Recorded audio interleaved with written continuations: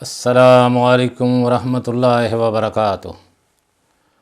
الحمدللہ، الصلاۃ والسلام علی رسول اللہ، اشہد ان لا الہ الا اللہ و اشہد ان محمدا عبدہ ورسول۔ اللہ رب العزت کی توفیق سے اور اپنے مالک کے فضل سے ہم نے چند دن پہلے ایک سلسلہ شروع کیا کہ شیخ محمد بن صالح عثیمین رحمۃ اللہ علیہ، جن کی کتاب ہے ارکان الاسلام، فتاوی ارکان الاسلام، کہ ارکان الاسلام جو ہے ان کے بارے میں جو سوالات ہیں ان کے جوابات دیے، ان پر جو فتوے صادر ہوئے ہیں ان کی ریکارڈنگ کی جائے۔ تو آج 11واں سوال ہے۔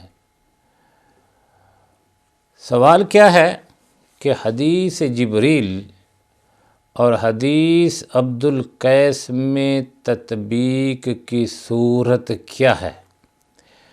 یہ اہل علم، دین سے محبت اور تعلق رکھنے والے لوگ جانتے ہیں کہ ایک حدیث جبریل ہے کہ اللہ کے نبی صلی اللہ علیہ وسلم اپنے صحابہ کے اندر تشریف فرما تھے۔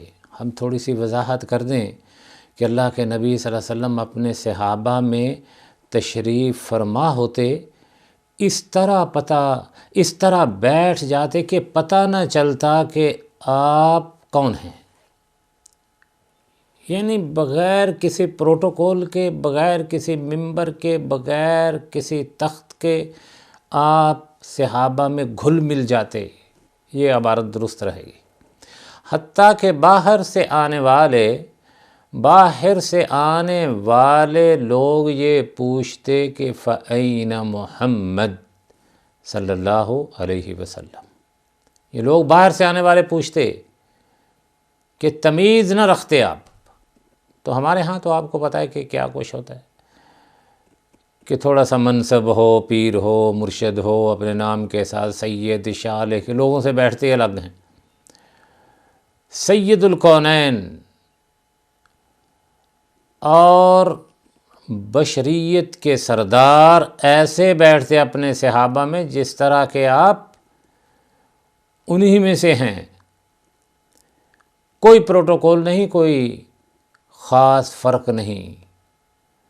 تو آپ صحابہ میں بیٹھے ہیں تو حدیث میں بیان کیا کہ سفید پوش آدمی آیا، آپ کے سامنے بیٹھ گیا، تو اس نے مسائل کی پوچھے، بتائے، اس کے بعد چلا گیا۔ تو آپ نے فرمایا کہ یہ جبریل تھا۔ تو اس سے اس حدیث کا نام حدیث جبریل پڑ گیا۔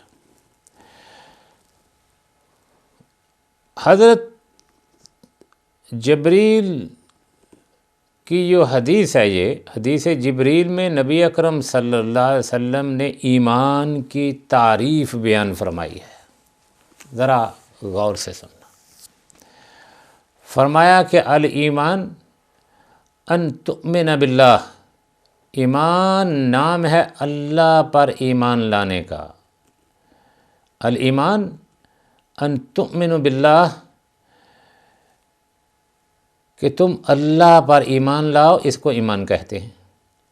وَمَلَائِكَتِهِ وَكُتُبِهِ وَرُسُلِهِ، فرشتوں پر، کتابوں پر، رسولوں پر، والیوم الآخر، آخرت کے دن پر، وَتُؤْمِنَ بِالْقَدْرِ خَيْرِهِ وَشَرِّهِ، اور ایمان لائے قدر، اچھی اور بری تقدیر پر۔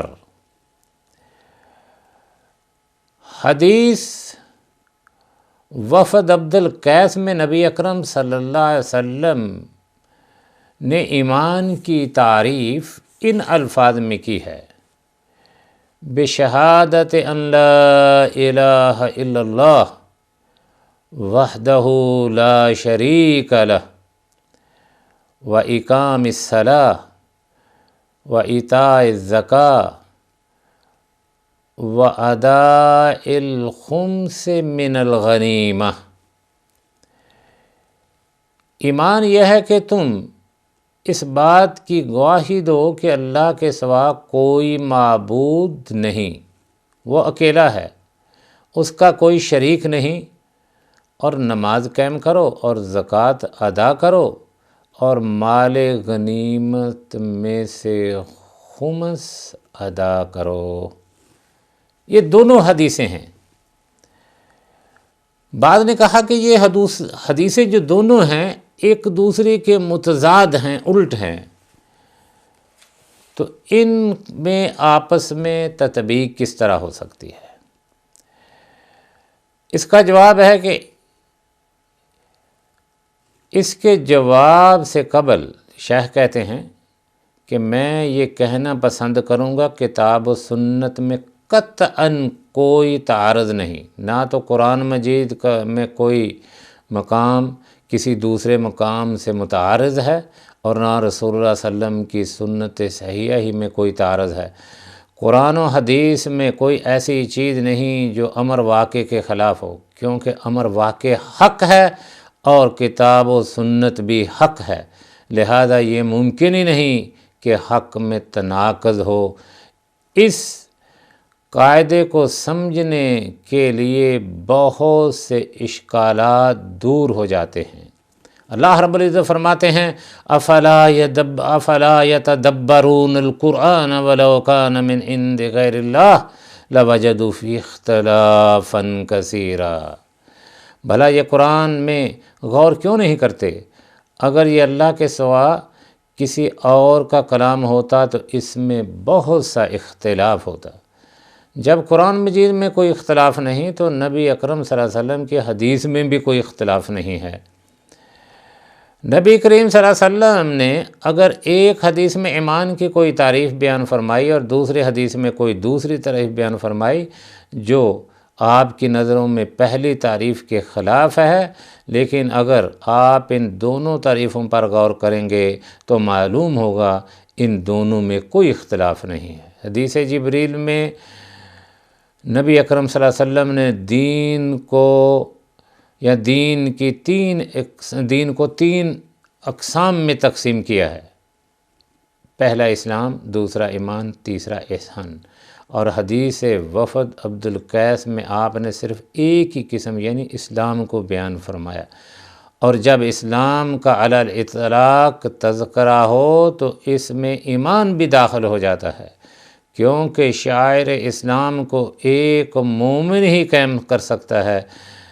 جب اکیلے اسلام کا ذکر ہو تو اس میں ایمان بھی شامل ہوتا ہے، اور جب تنہا ایمان کا ذکر ہو تو اس میں اسلام بھی داخل ہوتا ہے، اور جب اسلام و ایمان دونوں کا ذکر ہو تو اس صورت میں ایمان کا تعلق دلوں سے اور اسلام کا تعلق جسمانی اعضاء سے ہوتا ہے۔ ایک طالب علم کے لیے یہ بہت اہم نقطہ ہے، چنانچہ جب اکیلے اسلام کا ذکر ہو تو اس میں ایمان بھی داخل ہوتا ہے، کیونکہ ارشاد باری تعالی ہے ان الدین عند اللہ الاسلام، دین تو اللہ کے نزدیک اسلام ہے، اور معلوم ہے کہ دین اسلام عقیدہ، ایمان اور احکام شرعیہ کے مجموعے کا نام ہے، اور جب اکیلے ایمان کا ذکر ہو تو اس میں اسلام بھی داخل ہوتا ہے، اور جب دونوں اکٹھے مذکور ہوں تو ایمان کا تعلق دلوں سے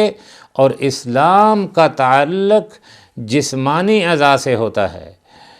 اس لیے بعض سلف نے کہا کہ اسلام اعلانیہ ہے اور ایمان مخفی ہے، کیونکہ وہ دلوں میں ہے۔ آپ دیکھیں گے کہ ایک منافق ظاہر نماز پڑھتا، صدقہ و خیرات کرتا اور روزے رکھتا ہے تو ایسا شخص ظاہری طور پر تو مسلمان ہے لیکن وہ مومن نہیں ہے، جیسا کہ ارشاد باری تعالی ہے وَمِنَ النَّاسِ مَن يَقُولُ آمَنَّا بِاللَّهِ وَبِالْيَوْمِ الْآخِرِ وَمَا هُمْ بِمُؤْمِنِينَ، اور بعض لوگ ایسے ہیں جو کہتے ہیں کہ ہم اللہ پر اور روز آخرت پر ایمان رکھتے ہیں، حالانکہ وہ ایمان نہیں رکھتے۔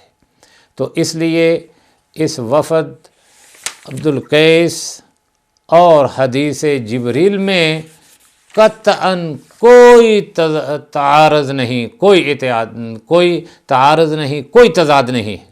تو اس لیے اللہ رب العزت سے دعا ہے کہ وہ ہمیں کتاب اللہ و سنت رسول پر ایمان لانے کی اور اس سے محبت کرنے کی اور اس پر عمل کرنے کی توفیق عطا فرمائے.